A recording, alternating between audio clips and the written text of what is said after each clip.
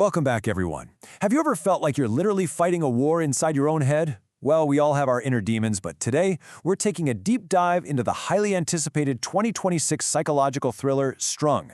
We aren't just going to look at the surface-level scares or, the standard suspenseful plot. Oh no. In this explainer, we are about to decode the true, terrifying meaning of this film using a really fascinating psychological framework known as internal family systems. Get ready, because we're going to unpack exactly what is happening inside the protagonist's mind. Okay, let's dive into this. When you watch a traditional thriller, your eyes are constantly scanning the shadows, right? You're looking around a creepy old mansion for the villain. But for Chloe Bailey's character, the most dangerous enemy isn't lurking in the hallways of the house. The true haunted mansion is her own fractured mind. The external threats are terrifying for sure, but they are absolutely nothing compared to the psychological warfare happening internally. Before we dissect the psychology, here's the quick setup. Strung stars Chloe Bailey as this remarkably talented violinist who takes a job teaching music to a mysterious, super elite family. But here's the hook. Her deeply buried past trauma is secretly linked directly to the patriarch of this very family. It is literally a powder keg waiting to explode. You can catch the premiere at the Black American Film Festival in late May 2026 or stream it on Peacock starting June 26th. All right, foundation set. Let's pivot into why this movie is an absolute psychological masterpiece. Section 1. The mind as a multi-part system, also known as internal family systems. To truly grasp the horror of Strung, we've got to view the movie's monsters not as physical antagonists holding knives, but as internal trauma responses. Internal family systems proposes that our mind is this complex system of different interacting parts.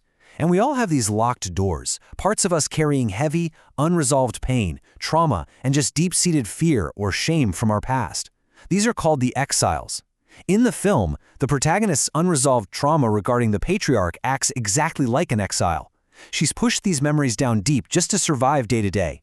But when she steps into that new house, the environment acts as a massive psychological trigger. It isn't just a setting, it's a catalyst forcing these suppressed, exiled memories violently to the surface. So, think about it. If you have these terrified exiles desperately trying to break out, how does the mind protect itself?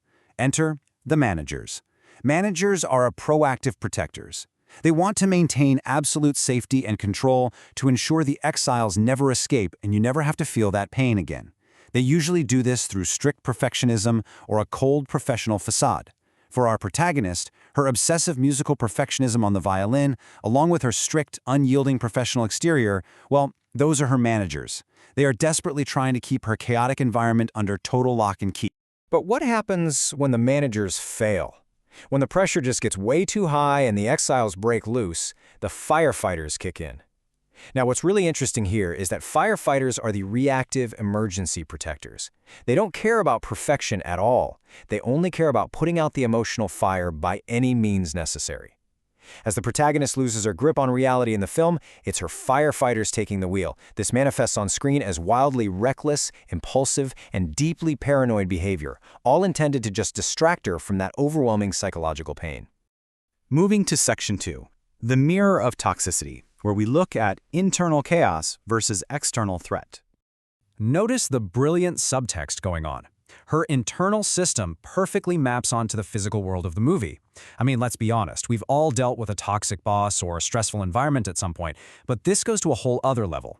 That controlling manager part of her brain, it completely mirrors the dictatorial, manipulative family she works for. Her trapped exiles are reflected by the physical house itself, acting as a literal prison of old, dark memories. And finally, her loss of her true self, that calm center we all naturally have, is shown through her constantly faking stability just to appease this toxic family. She falls into a really dangerous trauma bond, unconsciously repeating old scripts, desperately hoping for a different outcome. So the crucial point is that this traps her in what we call a polarization dilemma. On one side, her instinct is screaming at her to flee for self-preservation, get out of the house, get away from the trigger. But on the other side, she's compelled to stay due to this deep trauma bond and a totally twisted sense of emotional duty. This isn't just a difficult choice, guys. It is a visceral inner conflict tearing her psyche in half. This intense polarization, being pulled in two opposite directions at the exact same time, is the core mechanism that causes her devastating psychological unraveling. This right here is the absolute core of the film's brilliance. The toxic relationship isn't just an external threat, it's the key forcing the character to face her own chaotic internal system. Her survival in this film isn't about physically fighting her way out of a mansion. Actually, scratch that. Her true physical survival is entirely dependent on her mental ability to unblend from these extreme protective parts. She has to detach from the blinding fear and learn to operate from her true core self. Because if she can't find that internal clarity, the external monsters are absolutely going to win. Let's pivot to Section 3, the violin symbol, acting as a proxy for the mind.